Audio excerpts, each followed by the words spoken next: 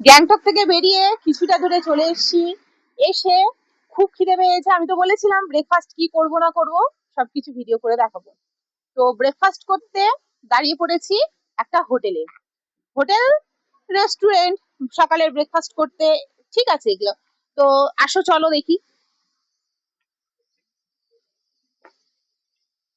এই যে আমাদের আমাদের মাননীয়া এখানে বসে ব্রেকফাস্ট করার জন্য। তো মাননীয়া নিয়েছে মোমো, তার সাথে স্যুপ। আর আমার স্যুপটা খেয়ে ভালো লেগেছে জন্য আমি কিন্তু আর এক প্লেট স্যুপ নিয়ে নিয়েছি, শুধু স্যুপ। আর এখানে কিন্তু আমাদের চা খাওয়া অলরেডি কমপ্লিট হয়ে গেছে। আর সকালবেলা ঘুম থেকে উঠে আমাদের মতো বাঙালিদের যদি এক কাপ চা না হয় তাহলে কিন্তু একদমই জমে না। মনে হয় সারাদিন যেন ভালোই যাচ্ছে না। ওই জন্য সকালবেলা ঘুম থেকে উঠে, গ্যাংটকে তো একদমই কোনো হোটেল খোলা ছিল না, তো কিছুটা দূরে আসলাম। এসে নিয়ে কিন্তু সকাল সকাল গরম গরম লাল চা খেয়ে নিলাম।